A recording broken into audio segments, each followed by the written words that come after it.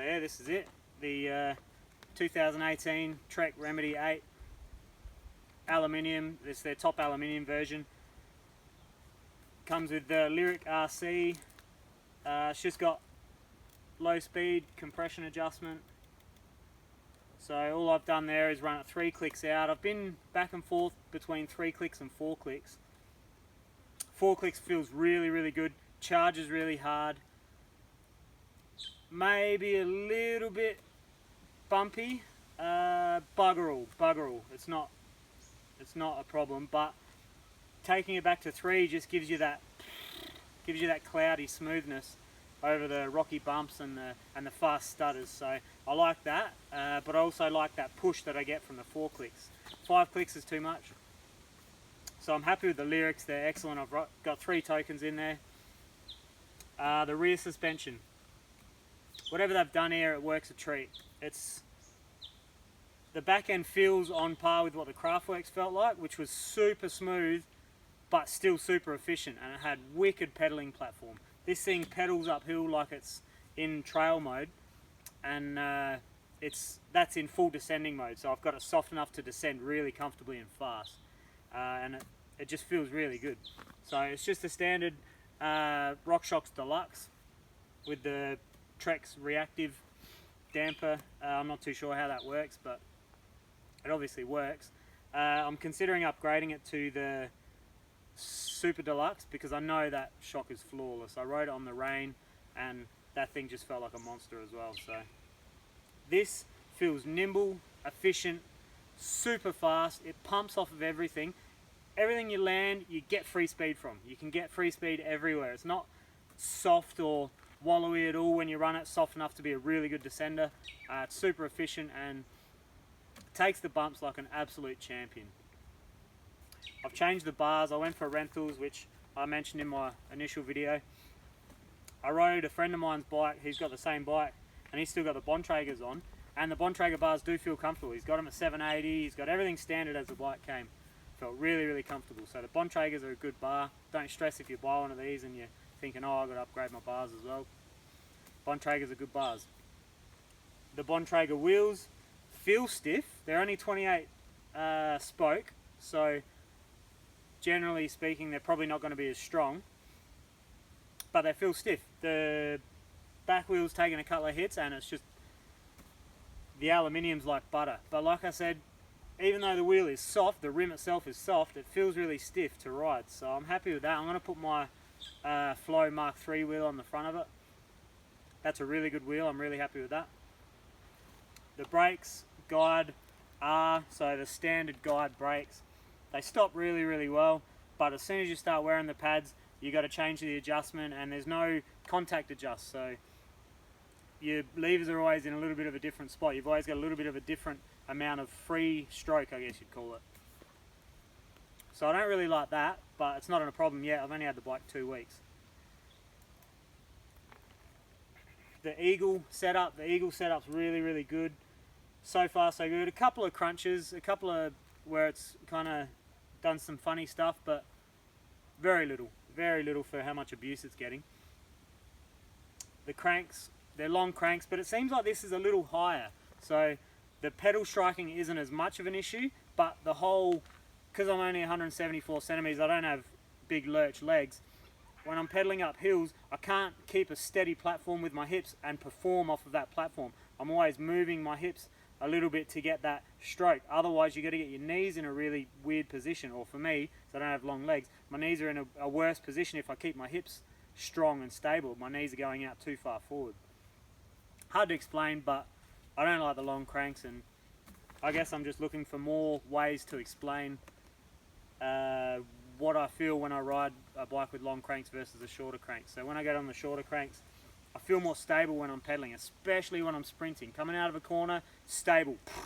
Instead of doing this, I'm doing this. So it's much easier, I get much more power down faster, and you get the bonus of the clearance. So I will upgrade to shorter cranks.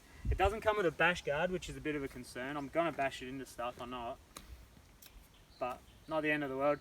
Bontrager grips, they're really hard, not a lot of cushion, and the end you're kind of wasting almost 10 mil of bar. Like, to put your hand right on the end there, it almost pushes into you because of the way it's shaped. I don't like that. They're grippy. They are grippy, but they're not fun to use. 50 mil stem is fine. The knock block, I haven't had an issue with it yet. It gives me enough to go around tight corners. There's a climb in here at Fox Creek with a really tight U-turn, and a lot of people struggle on it. And I thought maybe this is where the knock block would affect me, but still don't reach that full capacity of it. It's fine. The frame itself feels really stiff. The only thing I'd say is if you get one, you've got to keep an eye on this bolt here, and it's a separate bolt on the other side. And just general maintenance. Keep on top of your bolt tension, and you should be fine. I flicked it into the slack mode, and I haven't put it back into the steeper mode since. So it's a slack mode when the rear, I guess this is called a seat stay. I don't know. I'm not good with the technical terms, but when this is closer, the end of that is closer to the pivot here, or the rocker here. So in the steep mode, that's a little further away, and that bolt's obviously backwards. But the slack mode, it's perfect. I'm never going to change it again. Internal routing doesn't make a noise. Dropper post has been flawless. The bike descends so well. It corners really, really well. It's so easy to lay down. The only thing that I'm having problems with is just adapting to the new bike. So you get a new bike hoping that it improves your riding, but it doesn't. You can go a little faster on a new bike, but the key is to improve your riding as well as having all the gear. You know, the best bike in the world is not going to make you a faster rider. You've got to practice your riding. So I'm just adapting to being able to corner it as fast as it wants to corner, being a little bit more nimble in the corners. But wherever I point this thing, it just goes. It's smooth over the bumps.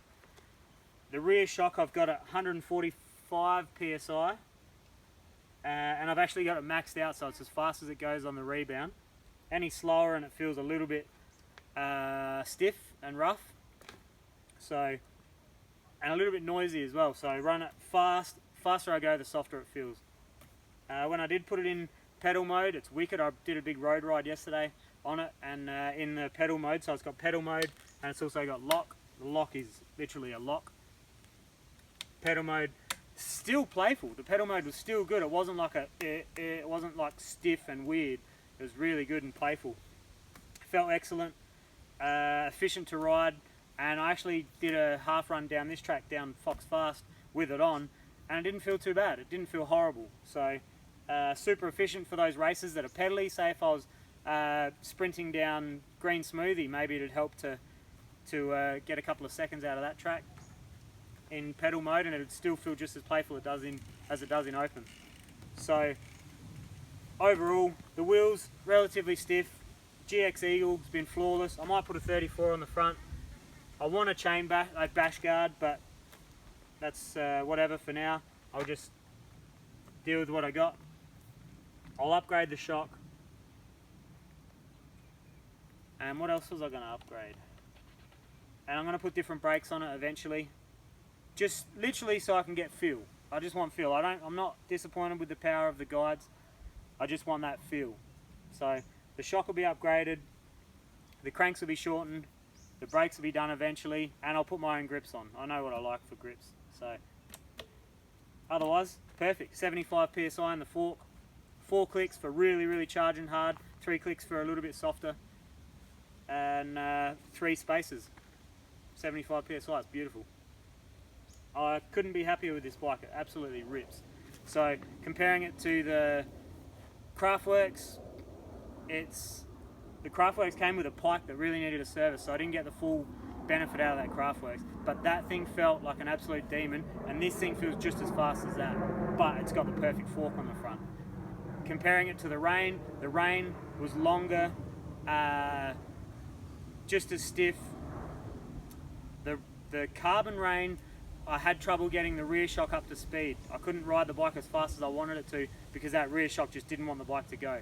That is just a matter of putting a spacer in there, I'd assume, but the RockShox Deluxe, Super Deluxe on the Alloy Rain, the 2018 Alloy Rain, is the bee's knees, it's the money. So that 2018 Rain felt absolutely sublime.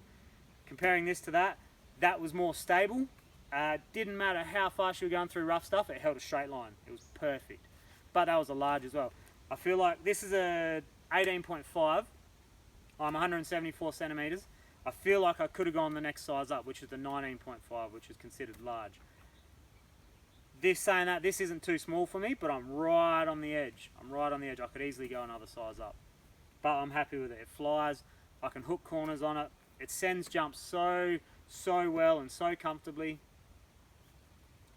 I'm super happy with it. The new bike stoke's worn off, so I'm not so biased now. I'm trying to be a bit more objective. Compare this to the Scott. It's stiffer than the Scott by far. 27.5 versus 29er. I like having a 27.5 wheel at the back. The 29ers on the Scott was wicked for bumpy stuff. It mowed through it, but I wouldn't mind going a 29 at the front and a 27 at the back, which is retarded, I know, but I think that'd be the perfect bike for that Scott, the perfect setup for that Scott, for me, anyway. So yeah, that's, it's a basic comparison, I guess, but yeah, if you like them, if you like the look of them, it's stealth, it's killer. I would not hesitate. The only downside of it is the weight. It's 14.7 kilos, but it doesn't feel it anywhere. Doesn't feel heavy climbing up the hill, doesn't feel heavy on pinch climbs, doesn't feel heavy when you're sprinting it down a track, doesn't feel heavy when you're jumping it. It only feels heavy on the scale. So I'm super happy with it.